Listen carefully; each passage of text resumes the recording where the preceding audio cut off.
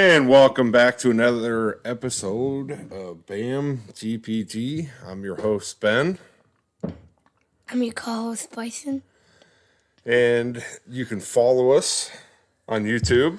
This is our channel here. Or you can follow us on TikTok at bam.brands.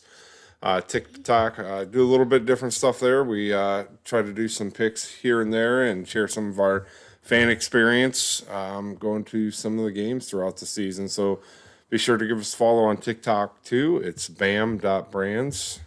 So Bryson, wanted to go ahead and kind of kick off today's show. Just wanted to touch base on a couple of rumors that have floated out here in the last day or two with a new name kind of popping up in it with DK Metcalf. Yeah, so apparently going to the Packers. Yeah, absolutely. So share some of your thoughts on the kind of player DK is and what he might bring to the team. Yeah, I think DK's, well, obviously he's strong. Yeah, he's a big receiver. I would say he's a really good receiver. He is. Well, probably best player on offense for the Seahawks, I would say. Yeah, he's absolutely a guy that deserves and warrants attention.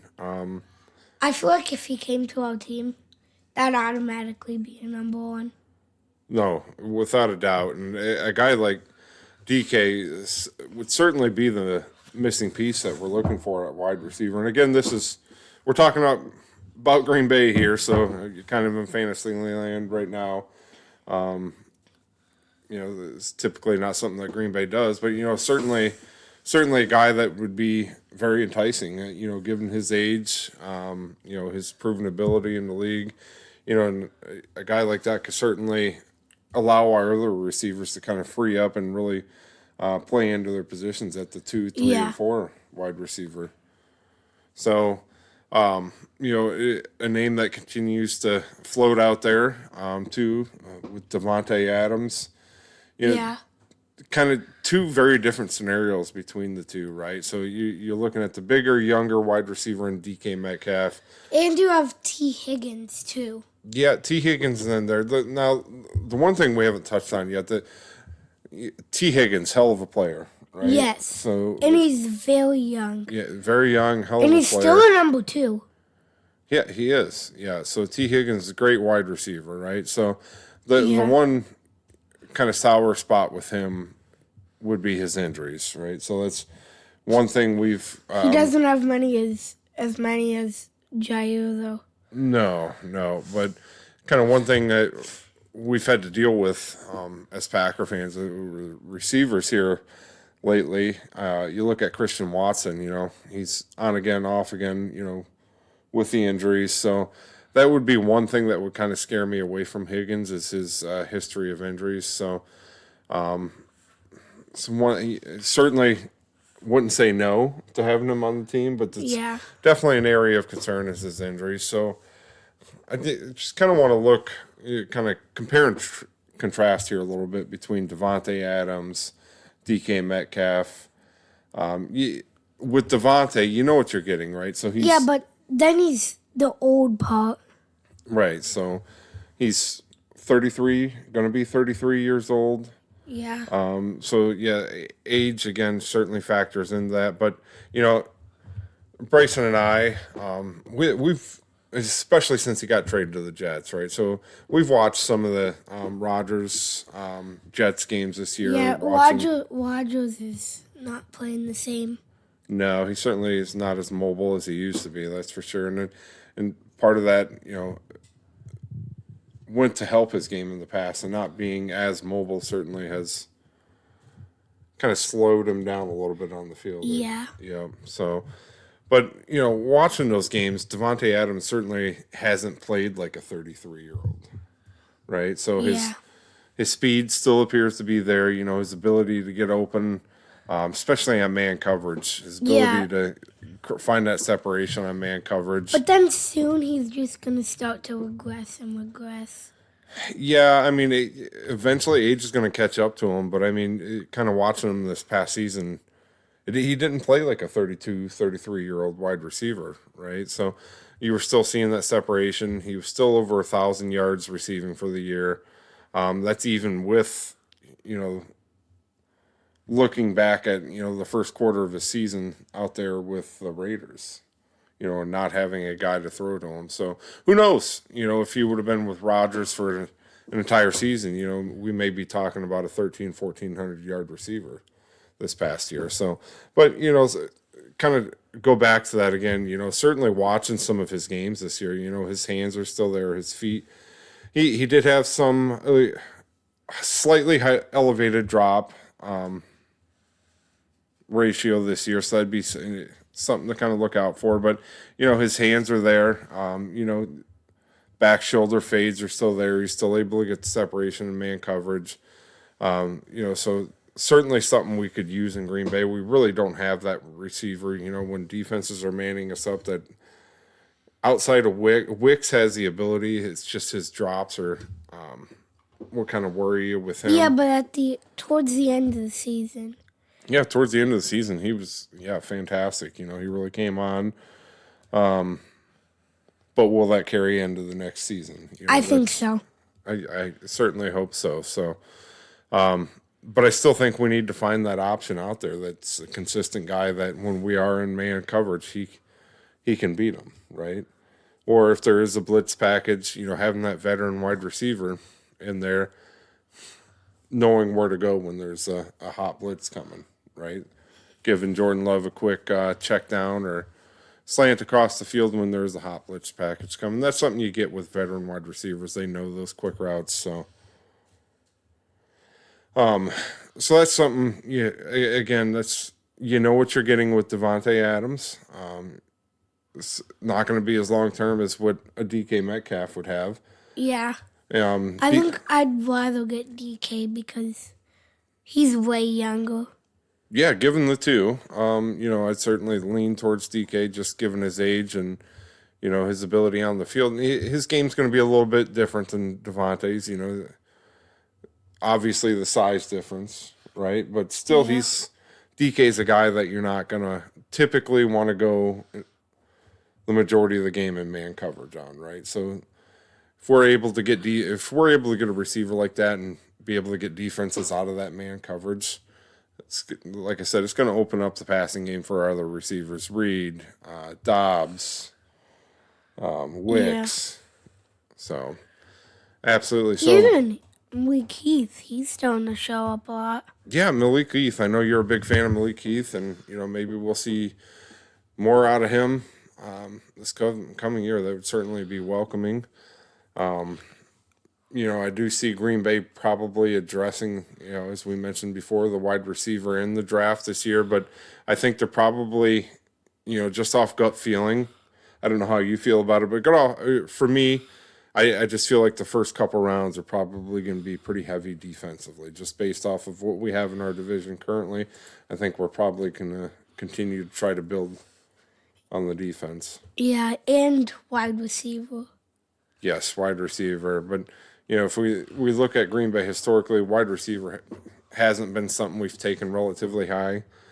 I don't think, throughout the entire Rodgers era, I don't think we ever took a first-round wide receiver for him. So, I mean, we did get Davante, but he was not first round. He was not a first-rounder, no. And looking back at Davante, he was one of those wide receivers kind of reminds you a lot like Wicks, right? So Davante, his first year or two in Green Bay there, again, great route runner.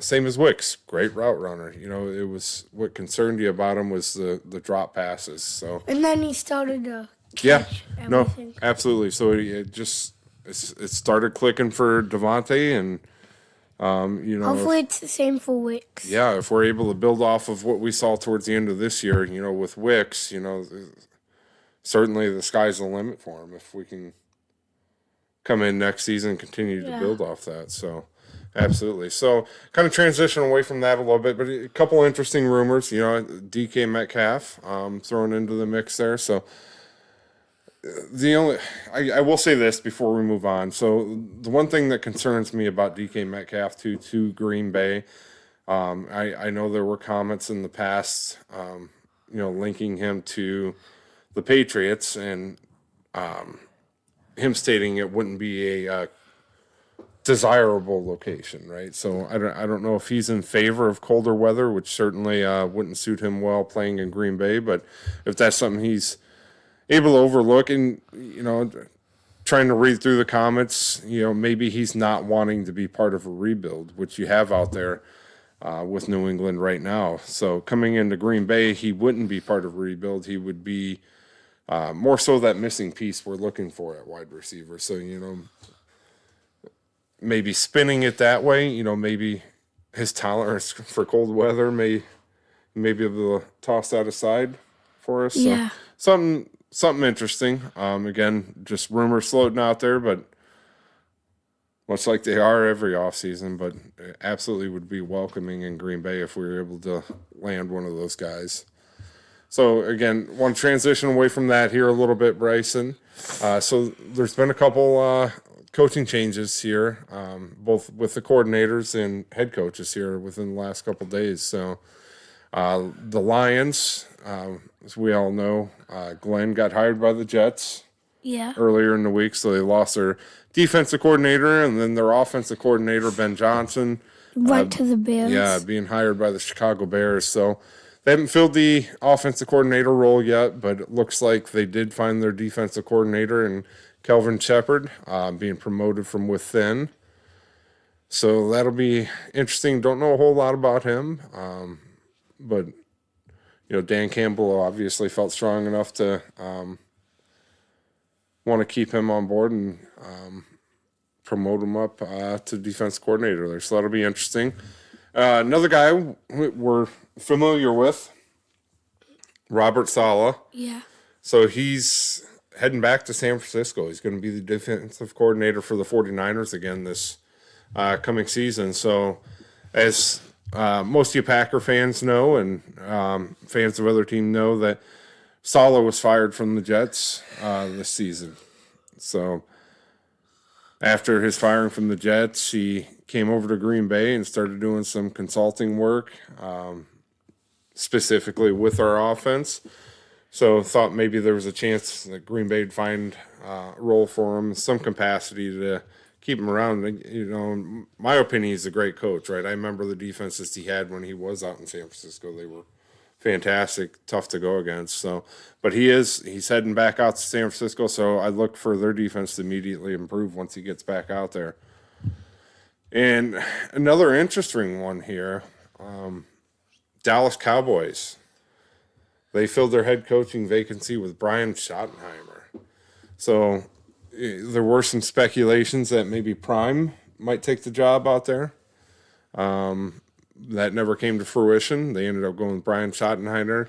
His dad, before your time, Bryson, his dad was a pretty good coach in the NFL there. So we'll see how that. Yeah, I have no idea who his dad was. Yep. So we'll see how that pairs out. So I'm sure there's tutelage from within with his dad being a good coach in the NFL there. So we'll see how that works out for him. And then just kind of touch on a couple other ones. As we mentioned, the New York Jets, they hired the Lions defense coordinator Aaron Glenn earlier in the week. So the Jets looking to build, their team through their defense, it appears. So see if he can get them heading back in the right direction. And, will Rodgers be back? They're going to release Rodgers, trade Rodgers. So it'll be interesting which route they go with that. Are the Jets in a rebuild, or are they just kind of retooling phase and seeing what they have? But Aaron Glenn heading out to the Jets, so that'll be interesting. And then the Vegas Raiders. Mm-hmm. So the Raiders hired head coach Pete Carroll. So Pete Carroll's found himself a new job out in Vegas. Heard somewhere the other day he'll be the oldest head coach in the league, 73 years old. Who's second? I don't know who the second. Be interesting to see if we can get that pulled up here. But 73 years old, Pete Carroll's taken on a new role. Certainly, Las Vegas is going to be a complete rebuild. right? So at that age, he's willing to take it on, but, he's going to be the head coach of the Raiders, and, I'm sure they'll find success. Everywhere Pete's been, success seems to follow him. So that'll be an interesting one. And then there was one other one that I was wanting. Obviously, Mike Vrabel with New England. Again, another coach that's going to be going through a rebuild out there in New England, but certainly one of those guys that you would want at the helm going through a rebuild. And then he brought on offensive coordinator Josh McDaniels back to there. So let's kind of touch on Pete Carroll. So real quick again. So he's 73 years old, taking a new job, seemingly a rebuild out in Vegas. But I heard an interesting thing. I believe it was Thursday or Friday too. So Aaron Glenn, who was drafted by the Jets, was actually the first player drafted by Pete Carroll when he took the job with the Jets. So it's just an interesting change of events. They both are hired as a head coach the same year, one being the oldest, and then you got his first player being hired out by the Jets, numerous years later. So I thought that was kind of an interesting take on that. So, Bryson. Yes. Championship weekend. It's here. Uh-huh. Bills, Chiefs, Eagles, Commanders. It's here. How do you feel about your picks the other day? You changing anything?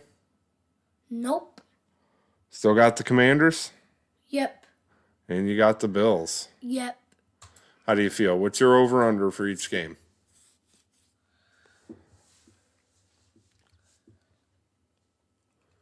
Let's start with the Bills and Chiefs. So right now, currently, I think that one was, I want to say, was 1.5 last time we checked on draft. By the Chiefs. Yeah, so the Chiefs were favored by 1.5 last time we checked on that one. But if they took that away, so if you take the 3 away that's typically given to home teams, really Vegas is trying to sway you to bet Buffalo. But yeah, so looking at it right now, line hasn't changed.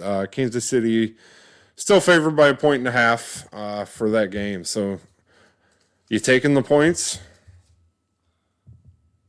You got Buffalo by 1.5, or where do you got Buffalo in this game?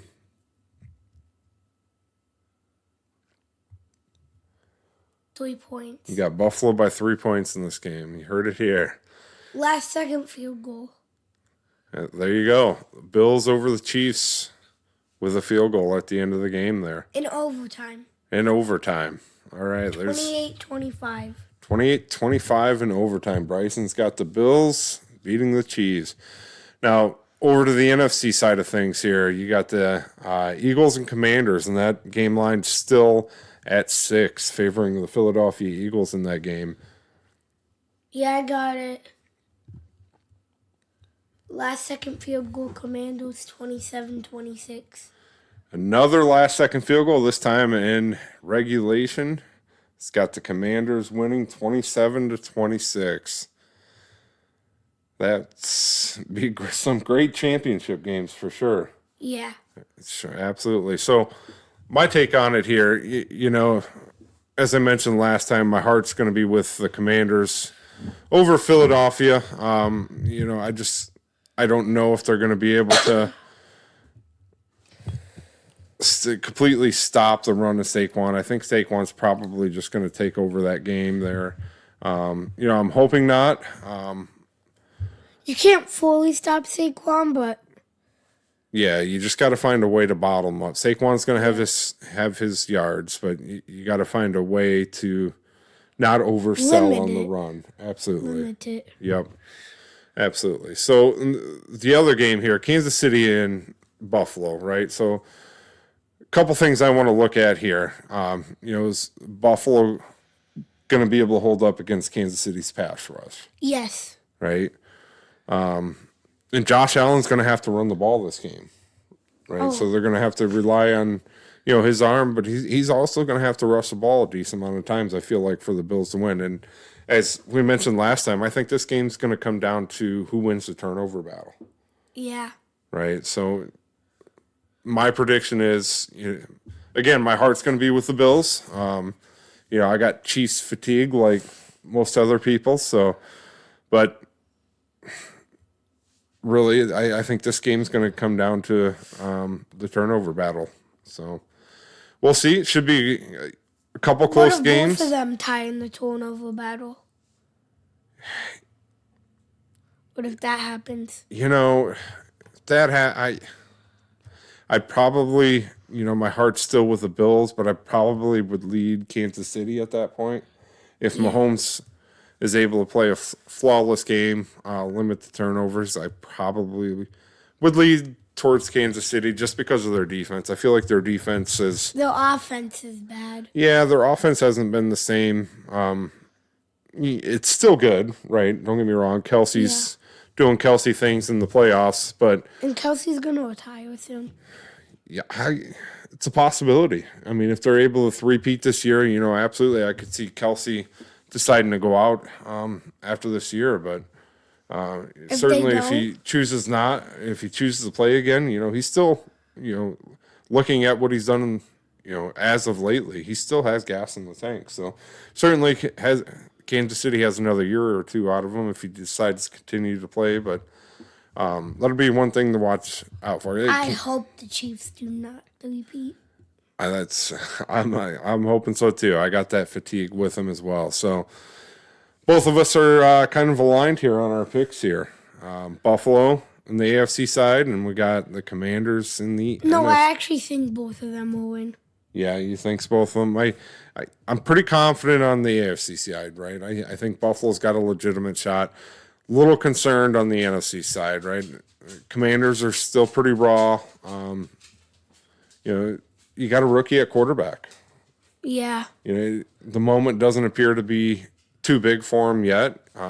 He seems poised and patient in the pocket, and he'll run when he has to as well. So that'll be an interesting game. And he also throw Hail Marys when he needs to. Yeah, that was great. So we love that. We were actually at the dinner table when he threw that one against Chicago there. So we were watching it on my phone there, and we both lit up pretty good after seeing the Bears lose that game. So especially to a Hail Mary. Yes. And as a Packer fan, there's nothing better than watching Chicago lose. And then he also threw a Hail Mary in the Titans game, I believe. Yeah, I believe he did have a long pass during that game as well. So. And then they missed the extra point. And they lost because of the extra point. They did. Their kicker's been kind of iffy for Washington a little bit this year, but yeah. We'll see how the game. They barely won the Bucs game. They did. Yeah, and Tampa Bay has a pretty solid team. Baker's got them playing well there, which is yeah. He's got them looking well there. So we'll be back on tomorrow night again. We'll get another episode recorded here, kind of give you our reactions of the championship games from both the NFC and AFC, and we'll get a preview of the Super Bowl matchup tomorrow night. Should be exciting. So again, pulling for the Bills, pulling for the Commanders tomorrow. We'll see what happens. And as always, go Pack, go.